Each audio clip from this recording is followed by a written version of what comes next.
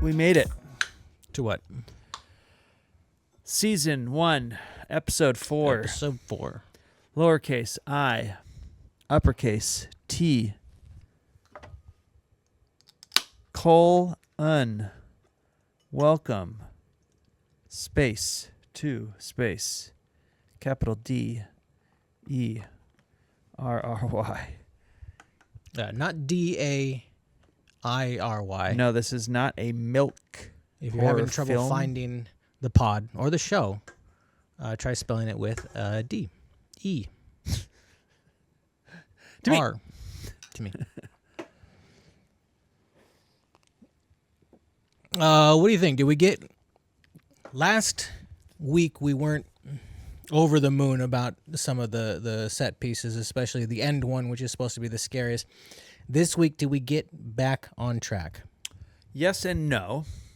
Yes, there were more adult-style scares, but I would agree with some summaries that I read that they're not really that scary. They're just kind of CG heavy. Like there was a priest at one point, and he gives birth to a little alien chest burster. His legs grow. Like it's obviously kind of scary. I think the moose, that was a fun one. The demon moose. But I don't know if there was anything in this episode that really scared me, and even the scene that we'll talk about later for sure, the wood shop scene. As much as that is a body trigger for you with the eyeballs, I think it played more comical than it did horror. I was definitely laughing during it, but I think that's because it was... I was cringing, and it was so absurd. I thought that one was a little bit... It was a fun not carry back to necessarily the film they watched. Scary, but it was hard for me to watch in that same vein. It plays like a lot of the scares in the book that I, of course, have been going through again. And I say that in the way that there are a lot of things like the werewolf that I don't think I would find that scary, especially in a like... And then there's the mummy at one point. There's all these creatures that are supposed to scare you as a kid. And so I think that eye scene makes sense because I could see where this would freak out this girl. But at the same time, I don't know how, like... I guess it's a parasite that takes over, and so that's what her fear is. So I guess I can see some of that. So it makes kind of sense. I just don't see it in the same, like... If we want to talk episode 2 and some of the scares that were there, like the girl's dead mother and some of that stuff, that's like, the deepest fear that you have as a human being, if you're, in this case, for Ronnie. But also, like, some tragic scenery, some, like, the imagery was tragic and scary and terrifying all at the same time, where the other one just felt kind of like... They just kept bringing up the fact that she's afraid of going back to the loony bin. And so, like, the horror that is the end of that scene is just the fact that they're going to think that she did this to her friend and that they're just going to send her back to the loony bin. But we already sent her back to the loony bin, and it didn't become a thing at all. It turns out you can just check right out. It was more of a fun... It was not a Hotel California situation. It was more of a fun scare than like Exorcist level scare, but I still found it very effective, and maybe that has something to do with I can't do eye things. Maybe I'm a bit of a marky mark for that, but I found the scene effective. Yeah, I didn't find it scary. I think it makes sense, and it works in the kid level of like... But I guess it's just kind of like it continues to be a retelling of the book and the early movies. It's not much new, I guess. We didn't really get into anything new until we got to the last, like, it mythology that they did at the end. And then, of course, the army stuff. But the episode 3 ends with the picture of the clown. And so you think episode 4, now we're going to get into the clown real hot and heavy. And we're going to get you all revved up, all horny for it in episode 3 at the end, and then deliver on episode 4, but that's not what How many clowns were in episode 4? Did at all. There was allusions to clowns, but I don't think that we saw... I think all we saw was the picture again. Yeah, we didn't see Pennywise at all. Hopefully that'll be next ep. I'm gonna get into how this episode starts, and then I have a very serious question. The episode starts in the sheriff's office, and the kids are showing them the photos. Mm-hmm. They plop this manila envelope on the office bureau as if they've solved the case. The Scooby-Doo kids are here. This seems to be where the photo plan falls apart. The first couple photos are of pigeon shit on a statue, and then a whole bunch of just other photos of like tombstones, and then a photo of our said clown.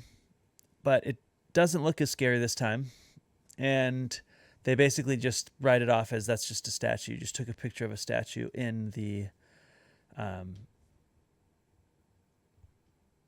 graveyard. Well, yeah, the ghost has disappeared from the pictures. I feel like this is a lot like when someone sends a photo of a UFO on the internet, and it's clearly just not, like, it's clearly something like a weather balloon or a just a light or reflection on the frame. Not that aliens don't exist, but that's what this kind of felt like, where you're like, oh, I've got the evidence. I've got it all. And then someone's like, that just looks like a cement statue. And you're like, yes, we live in a universe with cement statues. So maybe this is the best photo evidence that I found so clear because I was searching for this thing. Well, the paranormal is famously adverse to being photographed. Now, they don't like it. Whether that's the trickster element to it, whether that's something around the picture-taking process is offensive to them, so they avoid it, they block it somehow, maybe proving some of those old Native American myths that if you take a picture of somebody, it actually steals their soul. I don't know what the answer is. I know what the answer is not, and that's that it's not real. Yeah, I mean, it is real. That's correct. The lesson we're learning in this. But TV show. This was actually something that we were harping on, I don't know, last week or maybe 2 weeks ago, around the parents not having the information around what is happening. Yes. And ignoring. I mean, this was a perfect distillation of that theme in it, that it's the kids that have to do it, and anytime they call the adult into the room to check the closet, they open it up and there's nothing there. There's no one to rescue you from this moment. Exactly. And this scene was exactly that. Yes, and it also, once again, they decide to bring up the loony bin thing where they threaten her, which, again, I still can't believe how quickly we just left the loony bin. It wasn't a problem for her at all. She was like, this is the biggest nightmare ever. She went. They ended the episode on her being delivered to the loony bin, and then they start the episode on her getting out. Well, it's tough. I think it's tougher back then, I think, because they don't have things like streaming or TiVo. You know, she could have been in there like 2 days and missed so her probably favorite she show. didn't miss much. No, yeah. She didn't record it. Right. It was just 2 days, but she could have missed a lot. This is pre-VHS, huh? Exactly. In that time frame that she would have no way to go back and re-experience. Catch up on American Bandstand, for example. Then we go to our military base. Yeah. And we are setting up the black spot. Yeah. Which is, of course, the name of Mike Hanlon. Dick Halloran's soon-to-be nightclub, which is supposed to be an officers' club, which I learned more about in the book recently. Again, yeah, okay. So you're not. We know that things aren't going to go good for the black spot. Right. I'm guessing we're probably going to see that in this television show. So I'm not going to address what happens to it, but I'm guessing that's going to play out in our eps. That because fits the time frame. Correct? We are in that time frame. Yep. Yeah. I'm wondering if we're also going to see. No, we won't, because I already brought it up. The Berry gang. The shoot 'em up that happens already. I assume that they're going to talk about it a little bit more. All that we saw was that they brought it up, but they didn't talk about the clown and how the clown had the same gun that everybody said that they had. So I assume we're going to see a little bit more of that. But don't we see an image of that in the intro music? In the intro, then there's the clown in the background shooting shooting from the rafters. And what's powerful about that in the book and powerful about what you're talking about is that the parents are very good at writing things off as just like, well, this is how weird, and then moving on. And that's kind of the horror of Derry, is that the parents don't see or live that. Which, it's interesting that the Halloran wife is very key on that something is weird about Derry. The Hamlin wife. Yes. Is it Hamlin? Hamlin. Yeah, not Halloran. Yes. Sorry. Leroy Hamlin's wife, whose name I should write down. Oh, what's the rush? I'll get to it. They're setting up this club. Leroy goes fishing with his son. That doesn't go well. He leaves to go get another fly because they lose one trying to catch a fish. And you leave your son in a roaring river, which, not good parenting, period, in my mind. The amount of people who've died fly fishing is higher than you'd think. Uh-huh. You fancy yourself an angler? No. No? But maybe you intuitively know that you bring more than one fly. Yes, you typically want one or at least two, maybe three. Normally, they're all across your hat. There you go. Christmas lights. You don't bring a single fly and then walk your ass back to He didn't pack them all. He left them up in the car every time you break a line. So while he's walking back to the car, kid gets pulled into the water by a burnt version of him, which I assume is also a foreshadowing to the black spot. I think that's a fair assumption. Though I think the imagery he thinks is that it's a plane crash, and that's his fear, is that his dad is going to die in a plane crash, which I assume happened in Korea. And that's where he got his surgery that took out the part of his brain that makes him afraid of things. I assume so. That would fit. That being said, as much as I like the actor playing Leroy and I like his portrayal of Leroy, for someone who doesn't have fear, he sure acts afraid a lot. Now, it's more of a fear for someone, never like that he's directly afraid, but he certainly seems afraid for his son. Yeah, they kind of wrote the actor into an impossible state there, I think. That's kind of been a tough beat. Because you can't have him straight-faced as his son is drowning. Yeah.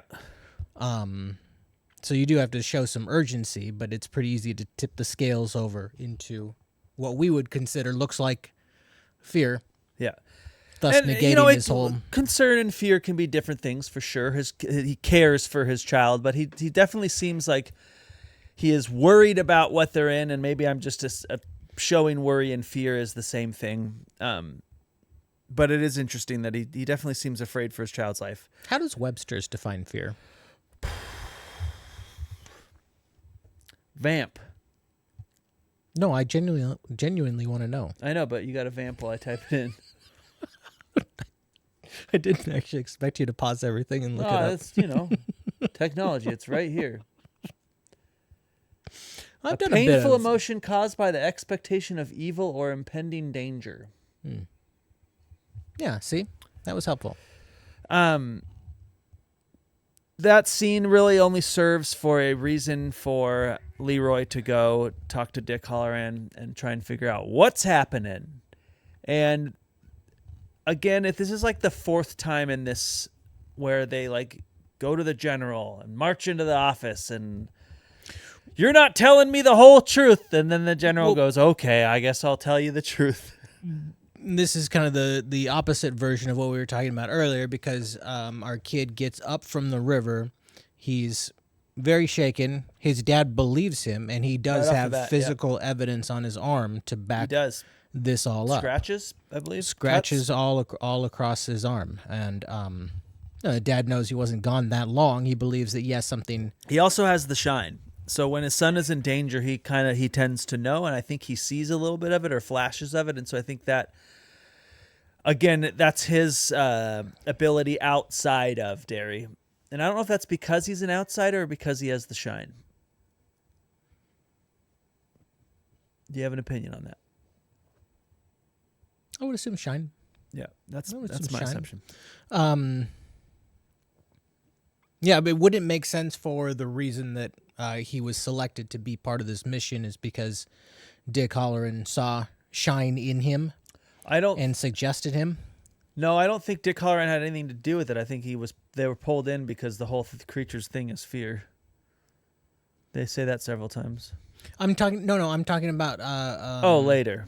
Why was Hamlin selected to be part of the secret op to dig up it? Because he doesn't have fear, because of the accident that he had. They say that a couple of times. I'm suggesting that Dick Halloran had something to do with that because he something to do with his accident. Shine recognized Shine. Shine does recognize Shine, and he says this guy looks pretty good. Maybe he's the one that sees it initially, and he goes back and reads his file and says, "Oh, here's what I can tell people who don't believe in the Shine." Maybe this is what would look good on government reports, even though what is written down still sounds a little bit crazy. But it's already in the report, so you can just reference that rather than making a new report. You see how that's better? It's possible. I don't think the writers looked that deep. So this leads to the kind of final scene in the show, but we'll get to that because I want to go back to the kids first. Because I think the set piece of this episode is definitely the end of it. The kids kind of have a uneventful 15 minutes of the episode in my mind. I'm ready for it to show up because they have some intro scenes with the movie stuff, and I'm ready for him to come out of the film again. For some reason, they could do that 10 times, and I wouldn't like. I just like that so much. I'm expecting something to happen in this room, but instead nothing happens in the movie at all. It just serves as a 3-minute precursor to understand where the fear comes from later with the snail's eyes being taken over. Then we go to the lunch scene where Lily's friend is trying to apologize to her, or which we clearly know is a deception for sure because they give us a couple winks from the patties. We've got an impending Carrie situation. Yeah, we got a Carrie loaded up and ready to go. That leads to the horror scene. She goes to the bathroom to freshen up. That's when her friend starts freaking out.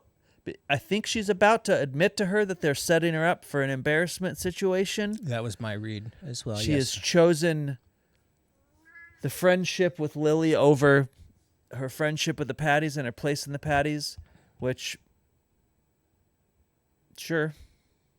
And then her eyes start to bother her, and then they poke out, and she starts freaking out and does absolutely what I wouldn't do if my eyeballs started popping out of my head. Cut them off? Which is try and chop them off. Yeah. So does she try and grab them and pull them out at first? I assume she thinks that that's the parasite and she's trying to get it out. Yeah, I mean, maybe she can't see out of them anymore, and so she they show her something is covering them. Oh, yeah, that's right. So something is covering them up, and that needs to be pulled off. There's a logic to that, I suppose. She can't pull them out, so she runs to the wood shop or stumbles to the wood shop.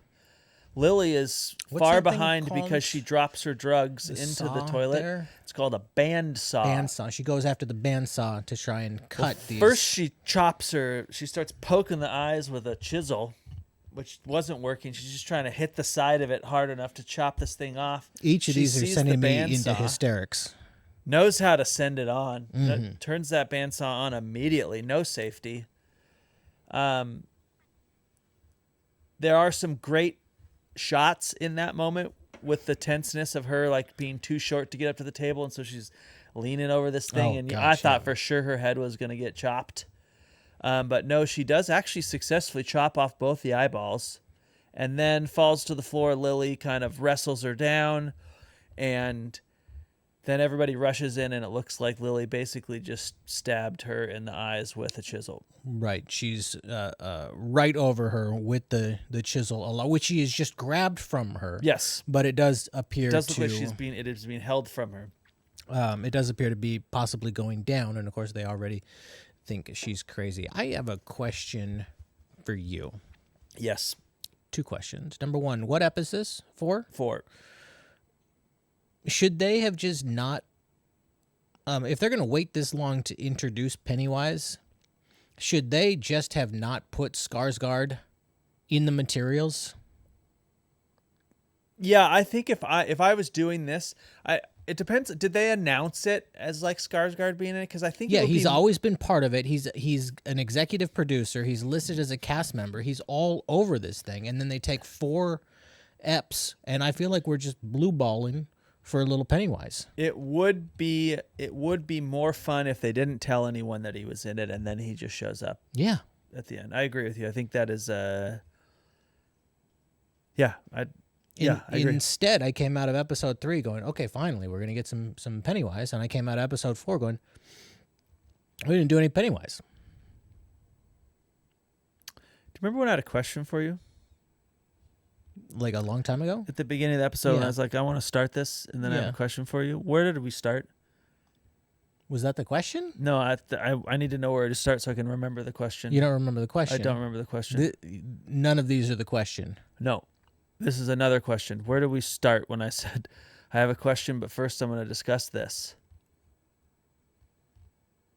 Okay, couldn't be that important.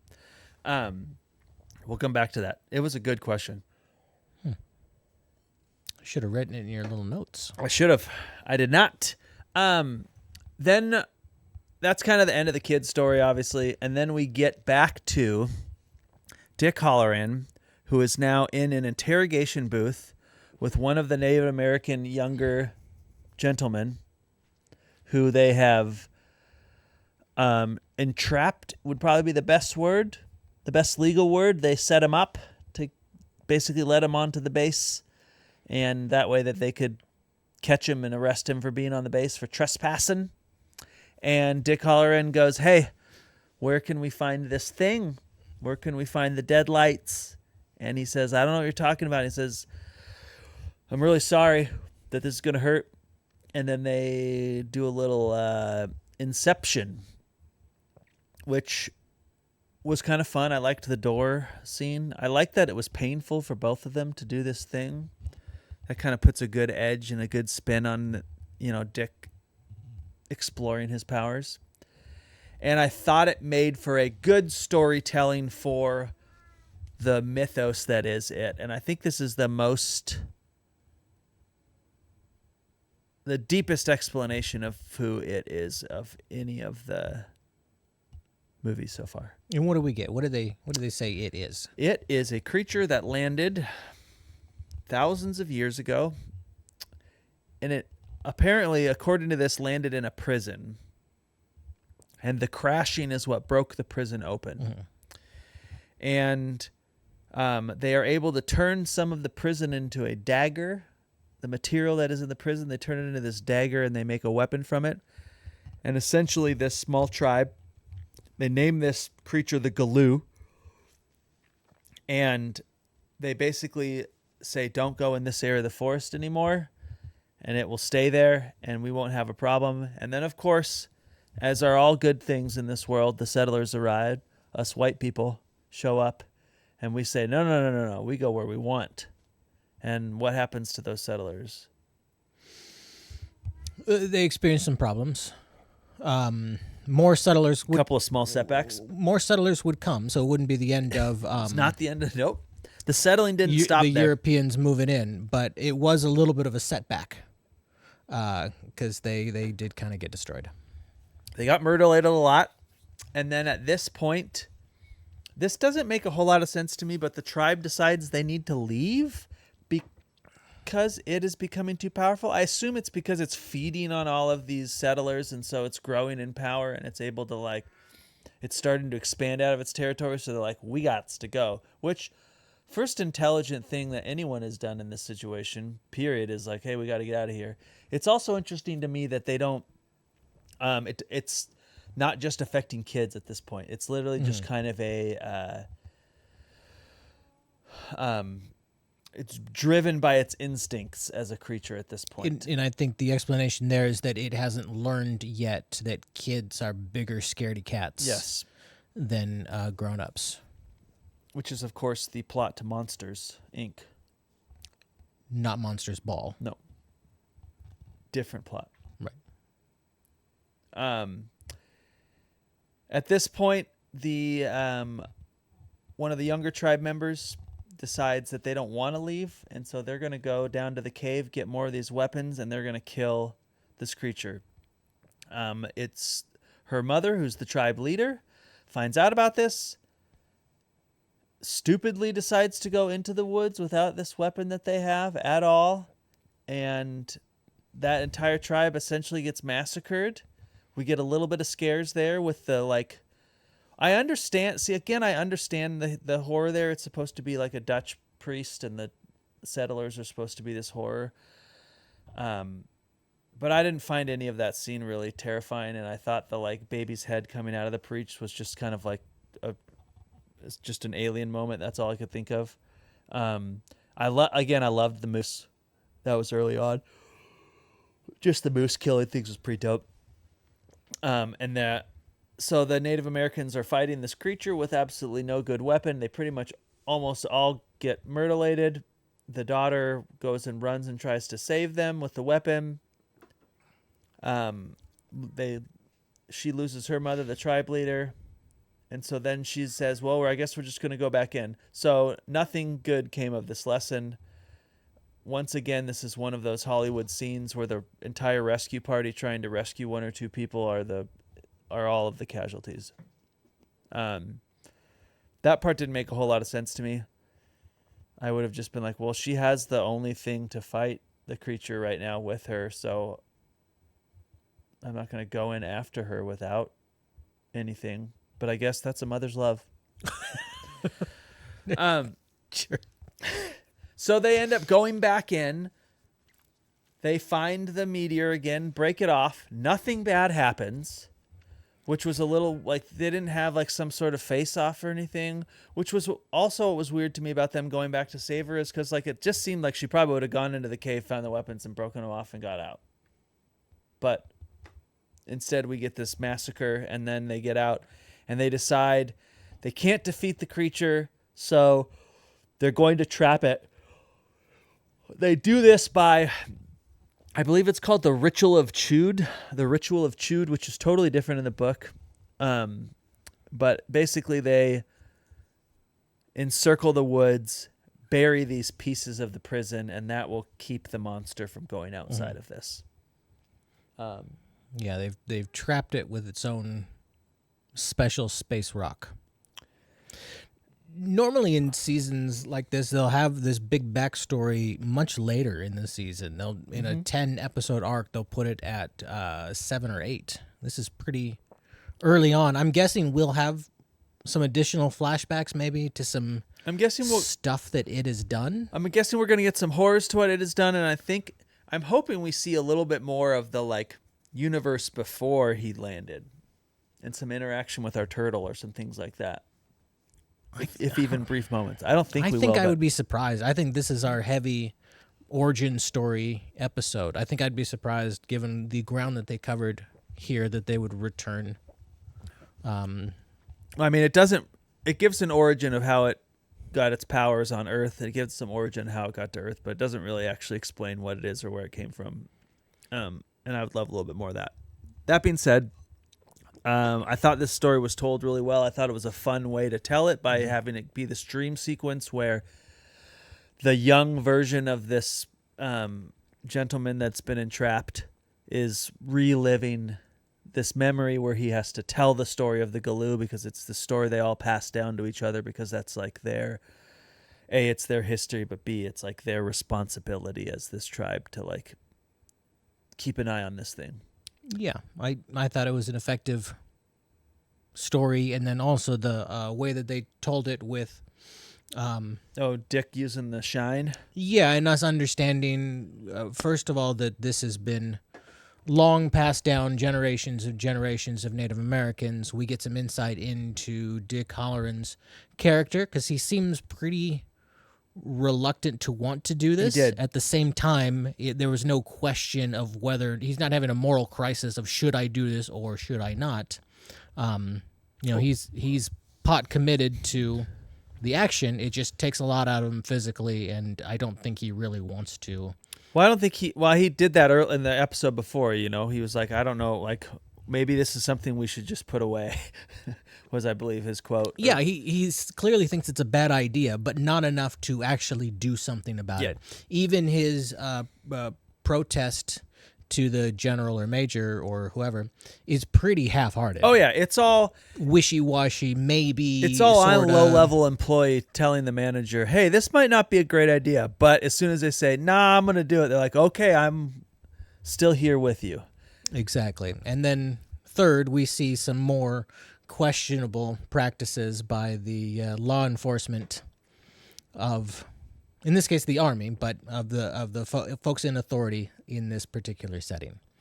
So I that was kind of a neat bit of Russian nesting doll facts that we got about each of these different parties within the setting. Well, what I find interesting about this is because they talk about this a little bit in the book, that they're like, we could just run, we could just leave, we could just go back to our lives. We're all successful people outside of Derry.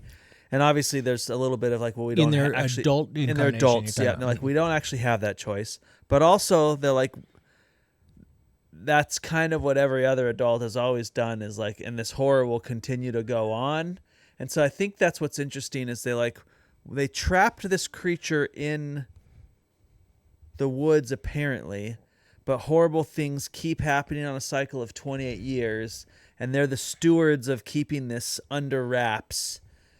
And so even though I agree, and the authorities here are stumbling into something stupid, I at least have some encouragement that they're at least trying to do something. Now, granted, their intentions are horrible because they just want to use it as a weapon. That's very typical imperialistic thought on it. But at least the kids are like, well, we're like, who knows? Maybe we're probably all just going to die, but somebody needs to do something. Like, somebody needs to keep trying to do something about this. And I think the status quo of just like pretending it's trapped in the woods is clearly not working.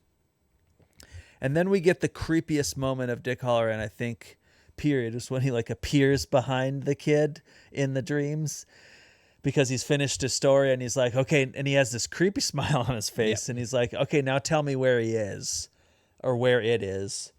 And that's when we kind of get the reveal of the episode where we show up on the well house on Neibolt Street. Yes, which we know from the movies. Yes. And it is such a cool looking house. Yes, and I love it. Agreed. And I immediately was just given super flashbacks to the movie and some goosebumps, and I'm pretty excited to see what happens next. I also am excited for episode 5. Now, we've talked a little bit about how the kid stuff is kind of some of my favorite stuff. Do you think that is losing some of its shine as the story doesn't really progress at all with them now?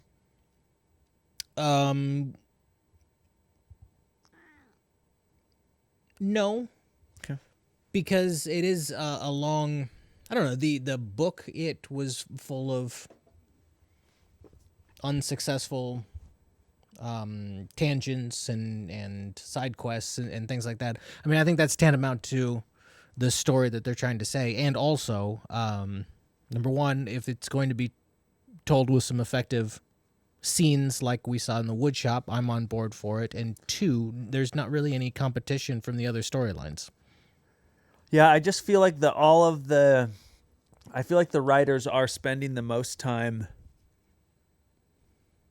and most thought on the military story and the Army story with the adults. And that is what is actually moving the story forward. And it's like the show is becoming less centered on our Losers Club, our new Losers Club. Well, maybe that turns around in episode 5, where I predict we finally get to see Pennywise. That'll be great.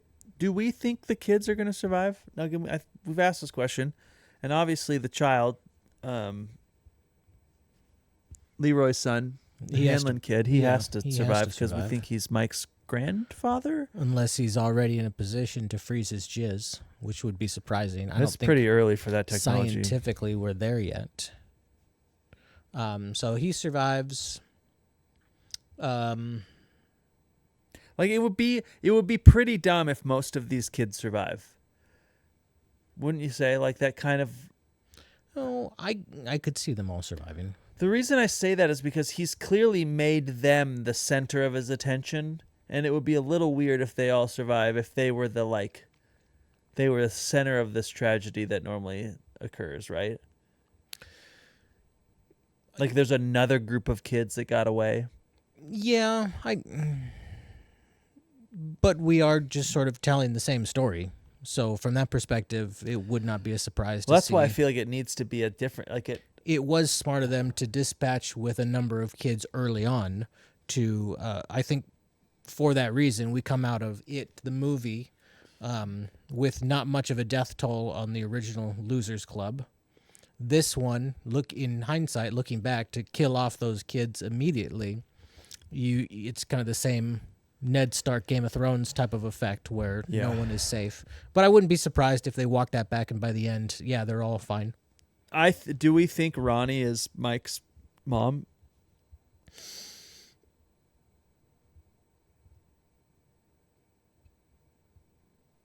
I think in the book Mike's parents moved to Derry. I could see that. I'm trying to think if there's any clues that would, if we have any clues about Mike's mom from the books, and I don't remember any off the top of my head. There's not much, but you could sketch out that story pretty easily. Yeah, I believe Mike's mom is from Texas. That's all I think I can remember. But obviously, there's a ton that they're dropping from the book and changing for obvious reasons. Yeah. All right. Well, stay gold. Stay gold, Pony Boy.